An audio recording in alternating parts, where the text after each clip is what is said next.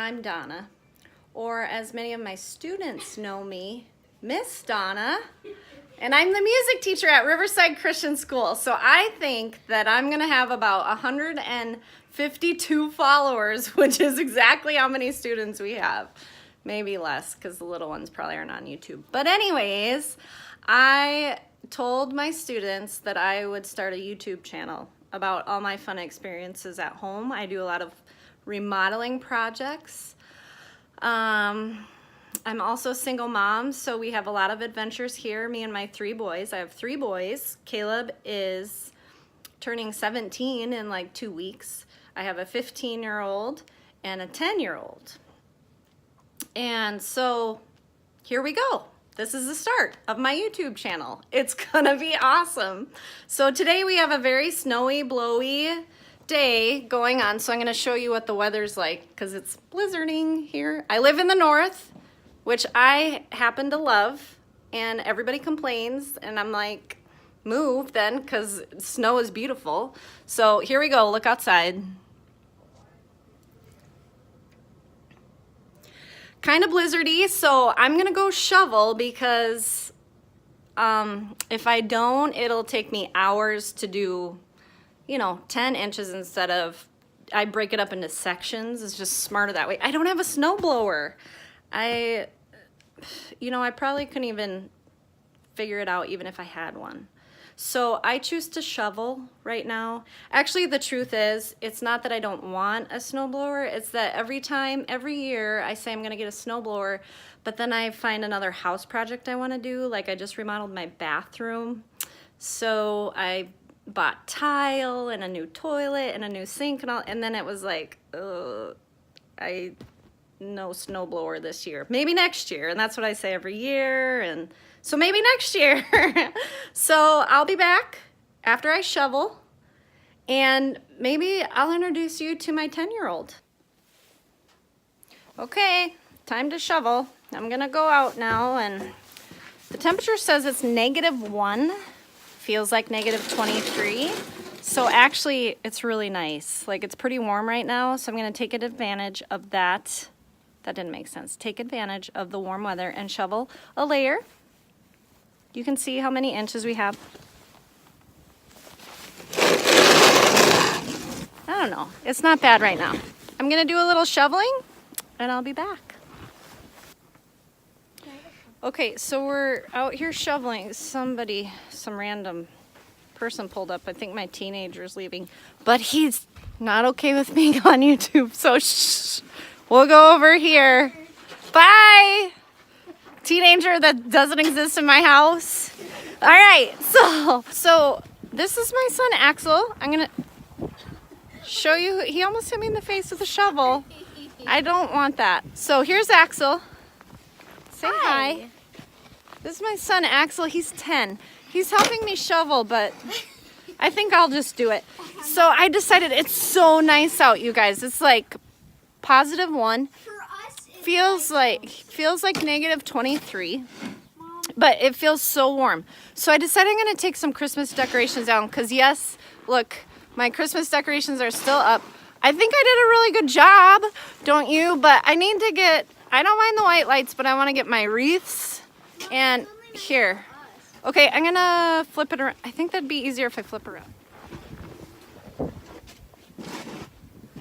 Okay, I don't know if you saw it, but anyways, and we're gonna measure the snow, see how much snow we get. So I'm gonna pass off the phone to Axel so he can video me, and I'm gonna show you how much snow we have here because it's so pretty. Then video. Okay, so the first thing we're gonna do, We need to cut that. I'm using my son's gloves. They're kind of large, so I have to take them off so I can.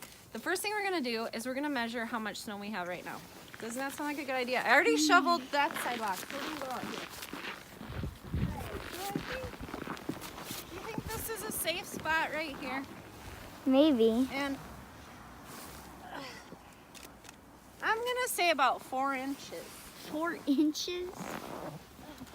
3 to 4 inches about. But look at this. Look at this. Look how high this is. This is so high. This is almost 50. The highest point is almost 5 feet. Jeez. And the challenge, the challenge of shoveling in this weather is that, watch, you gotta watch, okay? Don't go away. Look at the mist. I gotta get my first shovel. Okay. Okay, the challenge of shoveling I can't hear it's you. actually like super lightweight snow, but look, I have to get it above the 5-foot drift. And then it usually blows back in my face. So, watch this one. Look at this one. I got to get it all the way over that. Look. Go ahead and try and knock that down. Mom, my hands are freezing. So, I'm going to shovel. And we'll see how high these drifts get. And then I'm going to take down my beautiful wreaths. And so the white lights will be up, but the Christmas stuff will be down because it's almost February. I feel like it's probably necessary. So we'll be back. Goodbye. I'm back. I finally got done shoveling and I did get some of my Christmas decorations down. So that's good. I'm glad I got that done. And my son keeps telling me how to do this YouTube channel thing, which apparently I'm clueless, but he said it needs to be interesting, Mom. This isn't interesting. And I thought, well, I think shoveling's every bit as interesting as watching some random kid play a video game, but okay. So we measured our snow, and Riverside students, I don't think we're gonna have a snow day tomorrow, but I could be wrong. I could be wrong. Just maybe the wind will come up, but it's really nice outside. Like, it's kind of pretty, so good playing in the snow weather. But what I really wanted to talk to you about was what God's been speaking to me lately. So this YouTube channel will be about lots of different things. I'm kind of a do-it-yourself person, so I do a lot of home projects myself.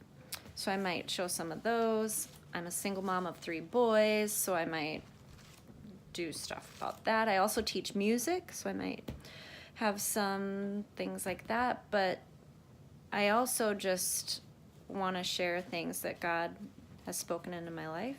And just recently, I was teaching at school. I teach at a Christian school. And I was teaching the kids about the shofar, which is a ram's horn used in the Bible for different things. And I was just teaching them about that. And it was used specifically in the Battle of Jericho when Joshua was fighting that battle. And the Lord gave him really specific instructions on how to win this city, Jericho, that had these massive walls. And as I'm teaching, it was literally like the coolest thing. As I'm teaching, like God was just like speaking to me, like over and over. And the first day I taught this story, I taught it 6 times in 6 different classes, different grades. So each grade was a little different. The little kids, you know, I get real entertaining, and then as they get older I get a little deeper. And then the next day I taught it a couple more times, and I kid you not, every single time I taught the story and I was sharing the story, God was just like speaking to my heart, like, Donna, like, this is for you. And I would say things out loud and it would just hit me like, man, it was just like, I've heard this story so many times, and yet again, God just spoke to my heart. So I just wanted to share with you a few things that he spoke to me as I was teaching the students. So the lesson was about the shofar, and the biblical account is in Joshua 6. So if you're interested in reading it for yourself, go to Joshua 6. I like to read different versions, but I was reading in the New Living Translation, which is a little more like everyday language, a little easier to understand, but then sometimes we lose like the meaning of the words. So anytime you see in the Bible, you see like the ram's horn and they blew the ram's horn, or they don't always say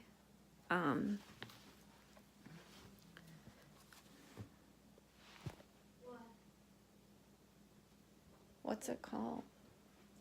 Shofar. You're gonna have to cut that. All right, try again. So they don't always say specifically shofar, but we don't even need to know this because that's not the point of what God was teaching me. But that's what I was teaching the kids about shofar, this musical instrument that was used in the Bible. And what happened was there's a city, Jericho, and it is massive. And they have built these walls, and they are like amazing walls. I did a little research, and it looks like it was kind of tiered, like in sections. And so like there was a section of wall, and then possibly like the land, and then more wall. And it just looked massive. Like to someone that was coming up would have just thought, this is impenetrable. Like you can't get in. And it says in the very first verse that the gates of Jericho were tightly shut because the people were afraid of the Israelites. So they had heard like God is giving these Israelites the cities, and they're taking the land, and they were afraid they were going to come for them. So they shut up their gates and were like, we're not letting them in. We're going to stay safe, and they're not going to get the city of Jericho. And so, but God told Joshua, guess what? I'm giving it to you.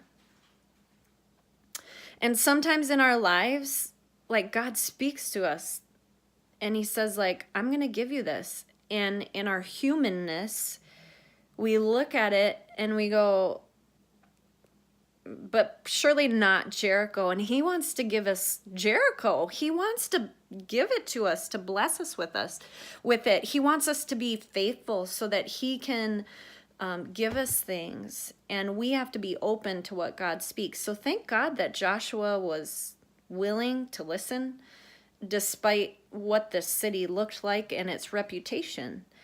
And so these are the things that God spoke to me. And the first one was the way we accomplish something as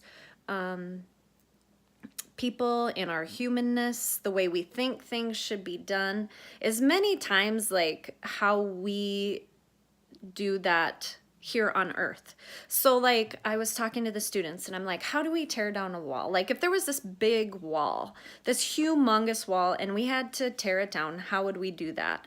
And of course I had little boys that were like, dynamite, and like all these, like a bulldozer, and they loved it. And it was like, yes, exactly. Like that's how we tear down a wall. We use machinery, we use explosives, we use that sort of thing.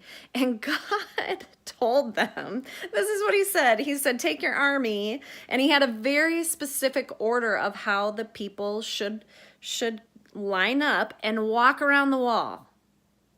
Walk around the wall for 6 days, one time. So for 6 days, they walked around the wall one time. This was God's instruction. And I'm thinking in my mind, if I was hanging with Joshua and he came to me and said, we're going to walk, this is what God says, we are going to walk around this wall. And I'm thinking, Joshua, like, are you sure God said that? Because that doesn't match with what we think, how we think God should move. And the way we think is just different. God doesn't have to follow our normal timelines, our natural laws as humans. Like we think he has to fit inside that. And really he doesn't. There's not limits. There's not boundaries to what he can do. So if he wants us to walk around a wall and he's going to collapse it, he's going to do it. And we don't have to worry about it. That was his instruction. Walk around 6 days, one time. And on the 7th day, I want you to walk around 7 times.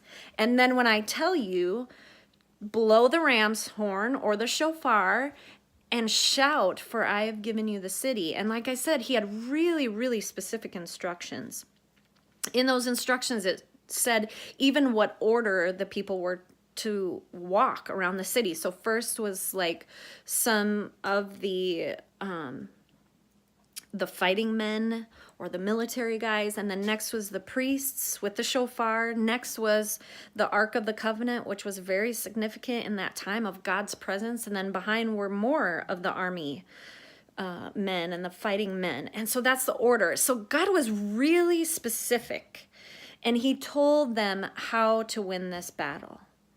And I find that, like, in my life, obedience, it's not easy sometimes. Like, sometimes I want to question, like, like, it's tedious sometimes. It doesn't come naturally. But like in this story, like, obedience wasn't a suggestion. Like, I think about the story and I think, like, what if they would have tried on the 5th day to shout? Like, do you think God will notice if we cut out a day or two? Like, and God really spoke to me and was like, Donna, if you're not going to obey me, I'm not going to bless you. You're not going to win the battle. The walls aren't going to come down. You have to obey. And it wasn't like this, like, voice of, like, it wasn't like condemning me. It was like lovingly saying, Donna, I love you. You have to obey. You have to obey. Like, there's no shortcut to obedience. There's no, like, easy way around it. Like, maybe if I do this and then this and this, it'll all work out. And, like, there just really isn't. Like, God's word's clear. Sin is sin. And that's what he's speaking to me. Sin is sin. Like, don't try to excuse it in your life. Like, if I say something, you have to do it if you want to see the goodness of God. If you want the ultimate victory, you've got to obey. There's no shortcuts. And then another thing is, trust isn't hard when times are easy. So, like, when I'm feeling blessed, or like my finances are, like, doing well and everything's going right in my life, it's not so hard to trust God. But when all of a sudden things kind of fall apart, something goes wrong, all of a sudden trusting becomes harder. And, you know, as I was speaking to the classes, it's like those 6 days sometimes can seem like the longest days. And I'm using that as like a picture of like what God does sometimes in our lives. So those 6 days represent like waiting and patience for him to fulfill his plan. And sometimes God speaks things to me like that he wants to do, but yet I'm like waiting. And it's like, so when was that, God? Like, when were you going to do that in my life? Because I keep sitting here and I believe you and I want to move. I want to move. And don't you think, like, I'm thinking on day 4, they were probably like, I mean, honestly, probably like day 2. They're like, can we shout, please? Like, can we get on with this? Can we win the victory already? And God sometimes gives us these periods where we've got to wait. And that's the beauty of trusting him, is like, God, I trust you when it's hard, when like I don't see what I thought you spoke to me coming true right now. Like, I don't see it. I'm going to trust you. And lastly, this just kind of blew me away. By the time I got done with all these classes, I thought, I was like overwhelmed with what God had spoken. I was overwhelmed because I didn't feel like worthy of him to speak to me this way. It was so close. It was so real. It was so like personal. It was like, Donna, you know what? I want to break down these walls. I want to do something in your life. But listen, 1, 2, 3, 4, you got to obey. You got to trust. You got to wait, like all these things. And when I spoke this out loud to one of the classes, I nearly like started crying. Because that's usually what I do when God speaks to me. I start crying. And they all know that, so they're used to it. But I didn't cry this time. But I do cry sometimes. But when he spoke this to me, I nearly like lost it. And I like repeated it. Because I was like, it was to the middle schoolers. And so, whew. And it was this: the glory And the victory of the seventh day so far outweighs the trials, the waiting, the hardship, the frustration of the 6 days. It's like God was just saying, Donna, when I come through, you are gonna know. And it's gonna be so good that this time of waiting, you're gonna like laugh. It's just gonna be in the which I can't imagine right now. Like, sounds good, God, like, let's go. Because it's been hard. But he's saying, like, you can't even imagine. You can't even imagine what the seventh day looks like for you. I'm doing it. I'm gonna do it. You continue to trust. You continue to obey. And what I do when I come through and all my promises I start redeeming, restoring, healing, all these things. Watch out. Watch out. And I believe like God wants to speak that to other people, like not just me. Watch out, man. If you trust, if you obey, if you wait, if you're patient, man, the glory and the victory of the seventh day will so far outweigh the difficulties to get there, we won't even blink. It just won't even be like a thought in our minds. And that's comforting to me because it can be hard waiting. It can be hard being patient. So anyways, I hope God speaks to you. I know he doesn't speak to us all the same way. So, I mean, I told my kids, I make it really simple, you know, because I talk to the kindergartners about this. Of course, I make it really simple, and we talk a lot about the dynamite and the bulldozers and all the fun things, you know, and we like blew our imaginary horns and marched around the room, you know, as it was Jericho. But man, I hope God speaks to you. He wants to. Do you know that? Like, he wants to speak to you in the way that you need him to. So I hope you have a great day, and I look forward to lots more videos on YouTube, and I just hope that you will be blessed, and I'll see you in the future with who knows what. Maybe we will have a snow day, and I'll do one tomorrow. Or late start, I don't know, but we'll see. Have a good night.